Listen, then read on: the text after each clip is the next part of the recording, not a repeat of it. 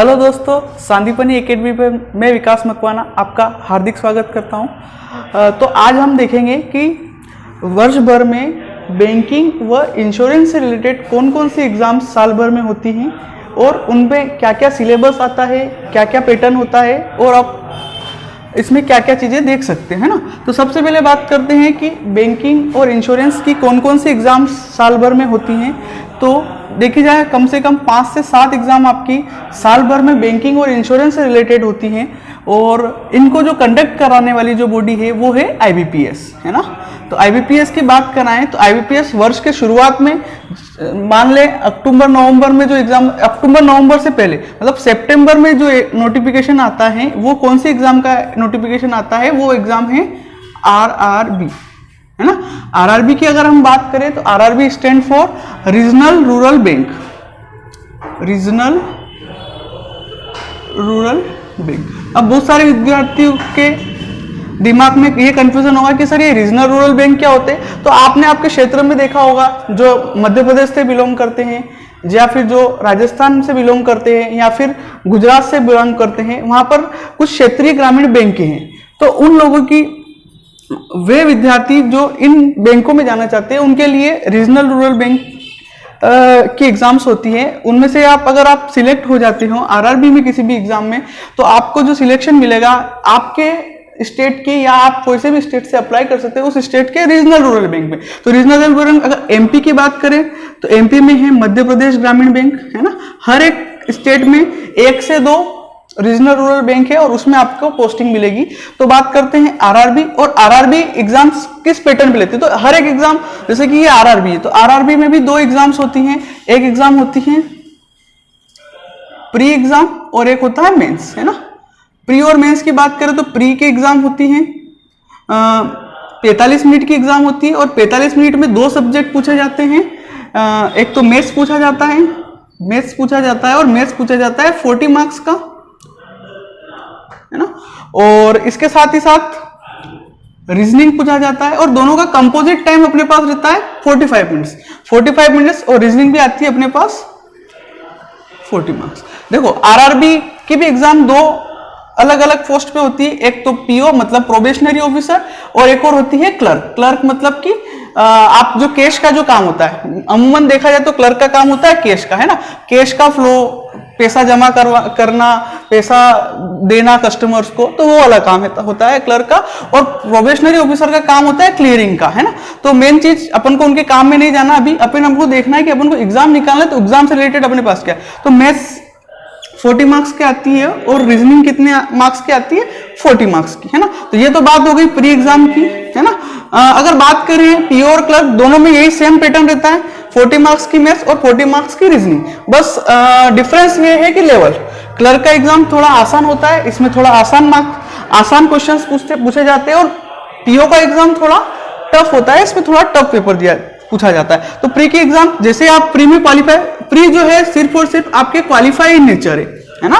Pre की exam सिर्फ और सिर्फ क्वालिफाई नेचर है। जैसे ही आप प्री को क्वालिफाई करते हैं आपको लगभग 15 से 20 दिन का टाइम मिलेगा, आपको 15 to 20 डेज मिलेंगे आपके मेंस के एग्जाम के लिए। और मेंस के एग्जाम का सिलेबस भी अपन देख लेते हैं कि मेंस के एग्जाम में क्या क्या पूछते हैं। तो मेंस के एग्जाम में पूछता है, अगर बात करें RRB की, तो एक सब्जेक्ट मैथ्स तो है ही सही, है ना। और सब्जेक्ट कौन सा है, रीजनिंग।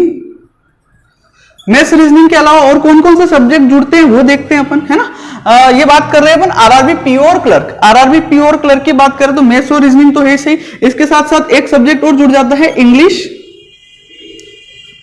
या हिंदी, है ना। जो विद्यार्थी इंग्लिश में कंफर्टेबल है वो इंग्लिश अटेम्प्ट कर सकते हैं, जो विद्यार्थी हिंदी लैंग्वेज में कंफर्टेबल है हिंदी लैंग्वेज इसमें चूज कर सकते हैं, है ना। और देखते हैं इसके अलावा और कौन से सब्जेक्ट है, मैथ्स रीजनिंग इंग्लिश हिंदी। इसके बाद एक सब्जेक्ट और जाता है करंट अफेयर, है ना।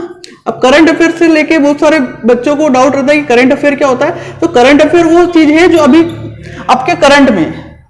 एक सब्जेक्ट और है करंट अफेयर, और करंट अफेयर के बाद अगर अपन बात करें तो करंट अफेयर के बाद कौन सा सब्जेक्ट आता है, तो एक सब्जेक्ट और आता है कंप्यूटर, है ना।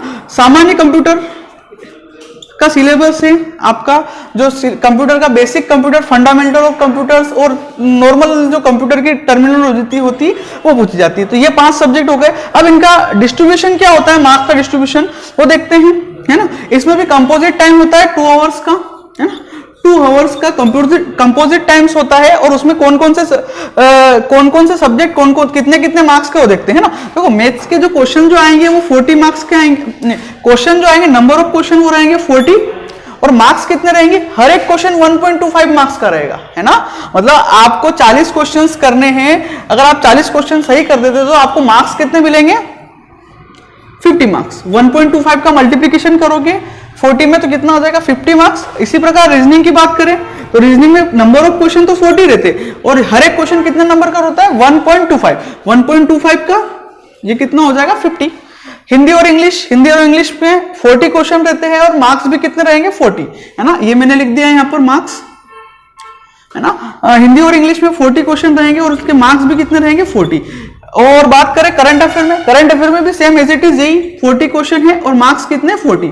तो ये देखते हैं यहाँ पर कितने मार्क्स हो गए, 50 50 100, 40 40 कितने हो गए, 180, है ना। 180 मार्क्स हो गए, 180। और अब बात करें कंप्यूटर की, कंप्यूटर में क्वेश्चन तो 40 रहेंगे, और हर एक क्वेश्चन कितने मार्क्स का रहेगा, हाफ मार्क्स का रहेगा, मतलब कि टोटल मार्क्स कितने हो जाएंगे, 20। अगर इन सबका अगर अपन टोटल करें तो आपके पास कितने क्वेश्चन, नंबर ऑफ क्वेश्चन कितने हो गए, 200, और नंबर ऑफ मार्क्स कितने हो गए, 200। 200 में से आपके जो भी मेरिट लिस्ट बनती है, 200 में से आपके कितने मार्क्स आए वो बनते हैं, है ना। तो ये तो बात हो गई आरआरबी की, कि आपके 200 में से मार्क्स किए और आपने इतने स्कोर कर लिए। और इसमें बात करें क्लर्क में अगर आप 200 में से कुछ मार्क्स लेके आ जाते हैं, और आपका फाइनल कट ऑफ में अगर आपका नंबर आ गया, तो आप एज ए क्लर्क पोस्टेड हो जाओगे। बात करें पीओ की, तो पीओ का सफर यहीं से खत्म नहीं होता है। पीओ में आगे इंटरव्यू भी आपको देना पड़ेगा, तो एक कट ऑफ बनेगा कि आप इंटरव्यू के लिए एलिजिबल हो। जैसे आप इंटरव्यू में जाते हो, आपका इंटरव्यू होगा, और फिर उसके बाद इंटरव्यू के मार्क्स और आपके जो फाइनल एग्जाम है, मेंस का एग्जाम है, उन दोनों का मार्क्स को मर्ज करके आपका क्या बनेगा, फाइनल कट ऑफ बनेगा। तो ये तो बात हो गई आरआरबीज एग्जाम की। आरआरबीज एग्जाम से और आगे अपन बात करें, इसके अलावा और कौन सी एग्जाम्स होती हैं, इसके अलावा आईबीपीएस क्लर्क और आईबीपीएस पीओ, है ना। आईबीपीएस क्लर्क और पीओ की बहुत ज्यादा डिटेल में नहीं जाके अपन शॉर्ट में बता देते कि इसका सिलेबस क्या होता है। इसका सिलेबस रहता है मेंस का, है ना। इसका प्री का सिलेबस देखते हैं सबसे पहले। इसके प्री का जो सिलेबस रहता है वो होता है, मैथ्स भी आएगी इसमें, रीजनिंग भी आएगी, और इसमें कोई ऑप्शन नहीं है आपके पास, मैथ्स रीजनिंग हिंदी का कोई ऑप्शन नहीं है, आपको इंग्लिश कंपलसरी करना ही करना है ना। मैथ्स का जो सिलेबस है, मैथ्स में जो आपका बेसिक सिलेबस रहता है कंपटीशन एग्जाम का वही रहेगा। और मैथ्स में कितने मार्क्स के क्वेश्चन आएंगे, मैथ्स में 35 क्वेश्चन आएंगे 35 मार्क्स के। और हाँ, इसमें कंपोजिट टाइम नहीं है, इसमें सेक्शनल टाइम भी है। तो आपको हर एक सेक्शन को सोल्व करने के लिए कितने मिनट मिलेंगे, 20 मिनट। तो मैथ्स को सोल्व करने के लिए कितने मिलेंगे, 20 मिनट। इसी प्रकार 35 क्वेश्चन रीजनिंग में रहेंगे, 35 मार्क्स के रहेंगे, और टाइम कितना मिलेगा, 20 मिनट। इसी प्रकार इंग्लिश में नंबर ऑफ क्वेश्चन 30 रहेंगे, 30, और मार्क्स भी 30 रहेंगे, और 20 मिनट्स के आपके पास क्या रहेगा, सेक्शन टाइम। इसके अलावा बात करें अपन आईबीपीएस क्लर्क की है, वही बात है कि पीओ और क्लर्क में क्या डिफरेंस है। तो डिफरेंस कौन सा है, सिर्फ और सिर्फ लेवल का। लेवल पीओ का थोड़ा ज्यादा रहेगा और क्लर्क का थोड़ा कम रहेगा। इसी के मेंस की बात करें, तो इसी के मेंस की बात करें तो मेंस में क्या सब्जेक्ट आते हैं, मैथ्स, रीजनिंग और इंग्लिश। तो है इसी मैथ्स, रीजनिंग और इंग्लिश, और इसके साथ कौन सा सब्जेक्ट जुड़ जाता है एक्स्ट्रा, जीके बोले या फिर करंट अफेयर बोले, है ना। एक और सब्जेक्ट कौन सा जुड़ जाता है, करंट अफेयर, करंट अफेयर एक सब्जेक्ट और जुड़ जाता है। तो मैथ्स, रीजनिंग वही कितने मार्क्स के, 50 मार्क्स का मैथ्स, 50 मार्क्स का रीजनिंग, 50 मार्क्स का इंग्लिश, और करंट अफेयर कितने मार्क्स का हो जाएगा, ये भी 50 मार्क्स का, है ना। तो 50 नंबर के सारे सब्जेक्ट्स रहते हैं, और आपका यही कितना बन गया, 200 मार्क्स। 200 में से आप जो भी स्कोर करते हैं, क्लेरिकल में कोई इंटरव्यू नहीं है, और पीओ में क्या है, इंटरव्यू होगा, ठीक है ना। अब बात करते हैं एसबीआई, एक और एग्जाम, ये तो बात करते हैं, ये जो सारी एग्जाम कंडक्ट कराता है आईबीपीएस। इसके अलावा दो एग्जाम और होती है साल पे, वो होती है एसबीआई पीओ और एसबीआई क्लर्क।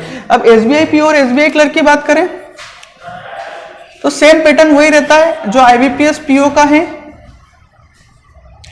पीओ और आईबीपीएस क्लर्क का है ना।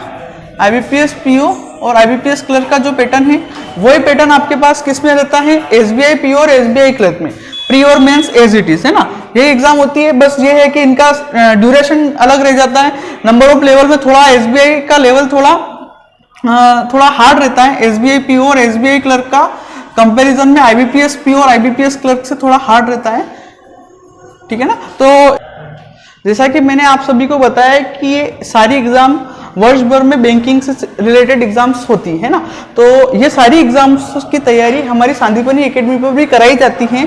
अगर आप आपकी तैयारी को और भी अच्छा करना चाहते हैं और उसे और भी बूस्ट करना चाहते हो तो हमारी सांदीपनि एकेडमी की बेस्ट फैकल्टीज आपके लिए तैयार है और आपकी तैयारी को इन्हेंस करने के लिए तैयार है। तो जो भी विद्यार्थी बैंकिंग से रिलेटेड तैयारी करना चाहते हैं तो एक बार सांदीपनि एकेडमी पे विजिट अवश्य करें।